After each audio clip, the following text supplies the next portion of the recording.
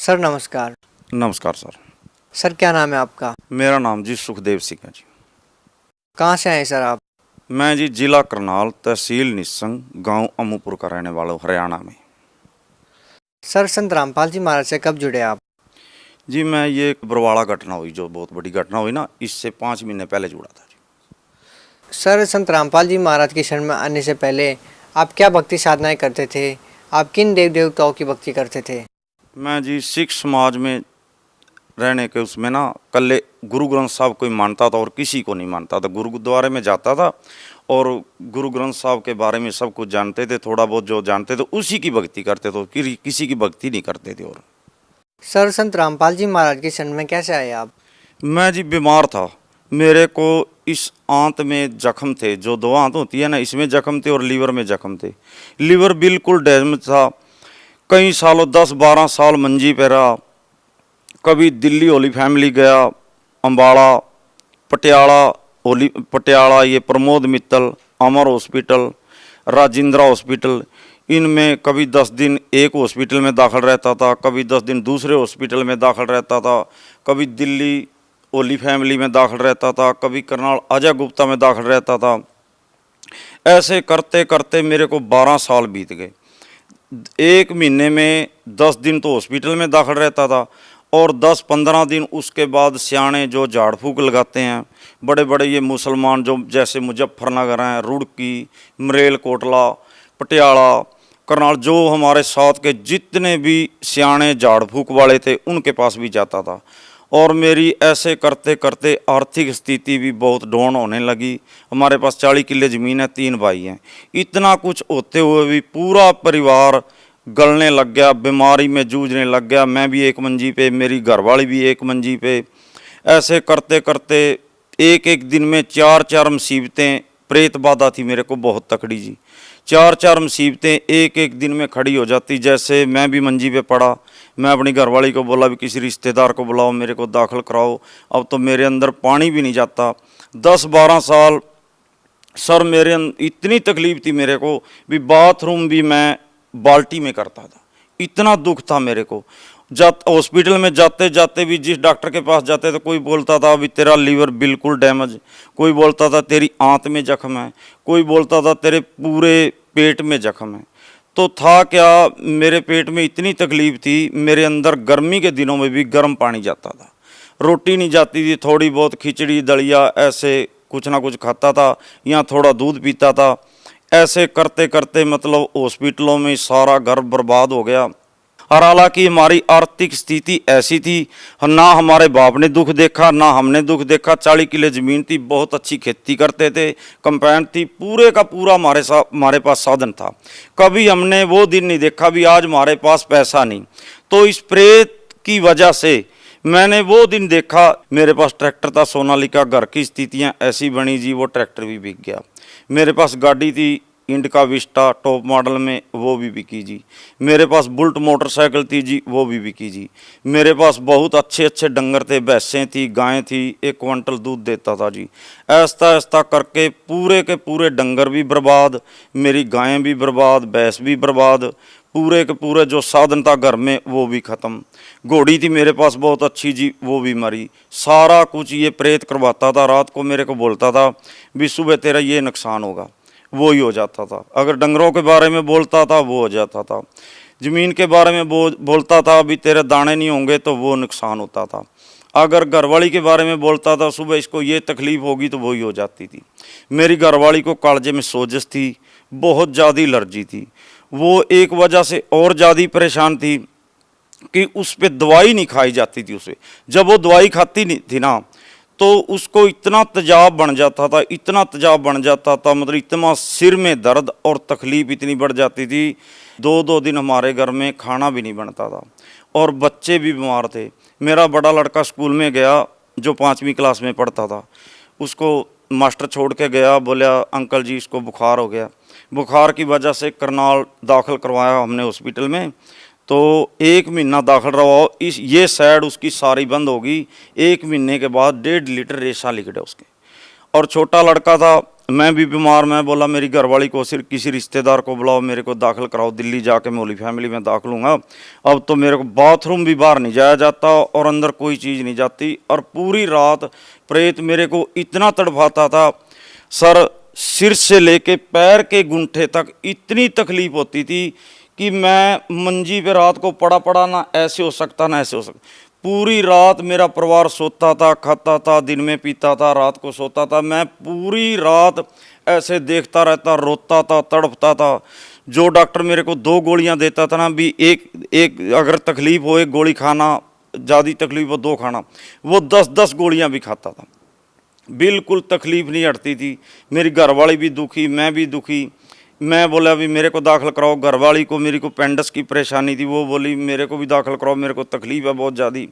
इतने में क्या हुआ, मेरा छोटा लड़का था 6-7 साल का, वो इतना बड़ी ना सोटी लेके खेत में गया, हम खेती करते हैं, तो ड्योड़ पे ऐसे फिसला ना हो, उसने मुंह में डाल रखी थी वो सोटी, तो ऊपर ताड़ू में चढ़ गई वो सोटी, इतना ऊपर से मांस पाट गया। हम तो अपनी मुसीबत भूल गए, उस लड़के को लेके चले। इतने में एक भैंस ने सींग फंसा के एक सींग निकाल लिया। 4 मुसीबतें। वो प्रेत एकदम हमारे साथ इतना दुख देता था, बोलता था कहाँ जाओगे, किसके पास जाओगे, मैं तुम्हारे घर से नहीं जाता।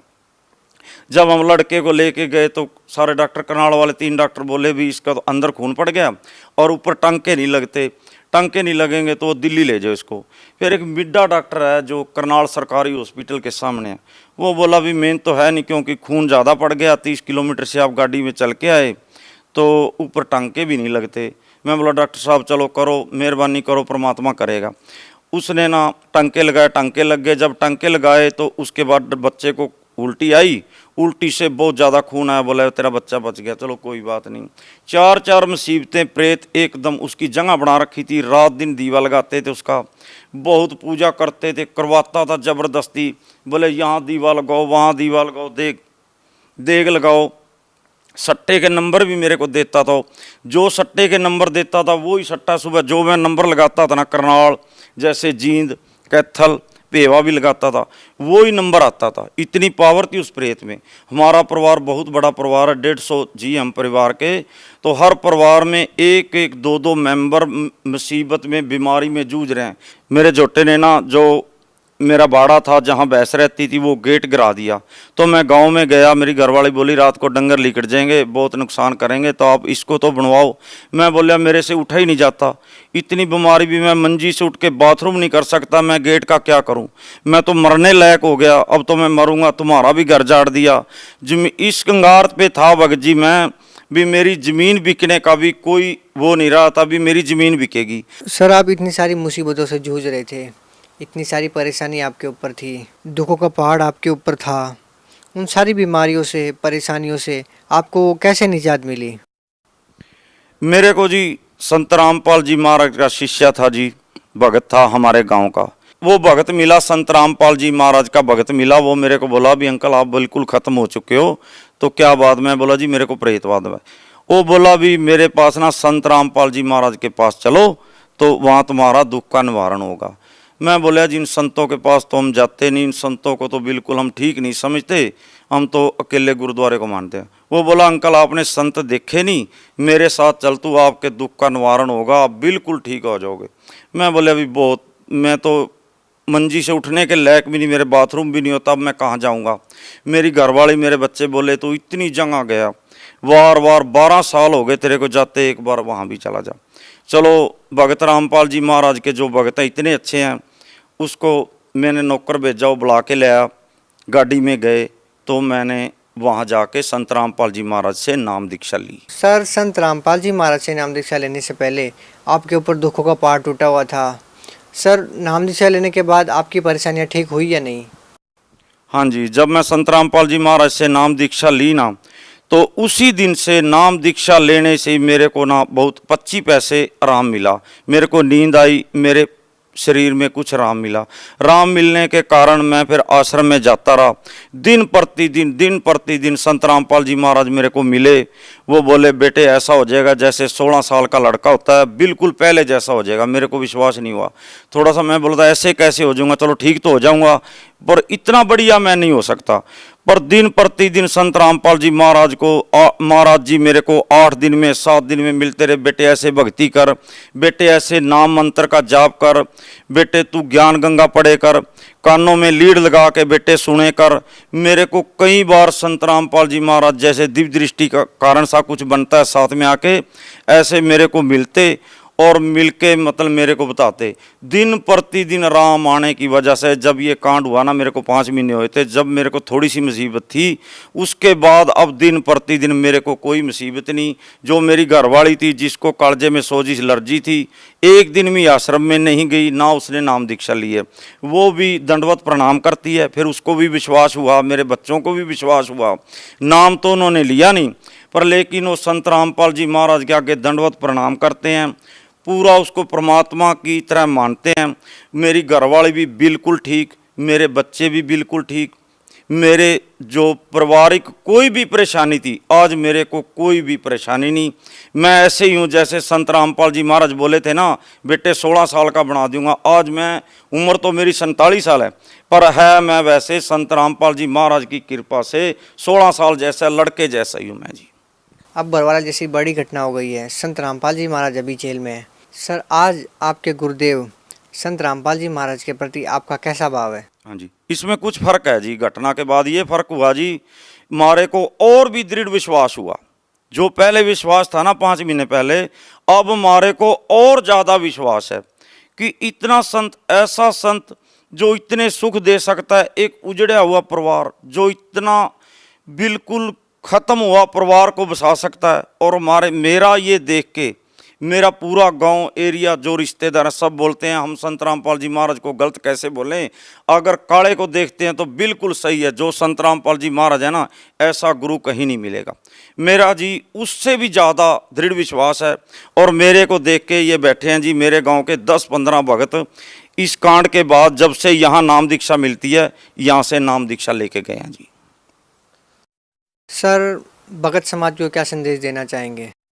जी, भगत समाज को मैं यही संदेश, तो हमारे परमात्मा का है, हमारे गुरु जी का।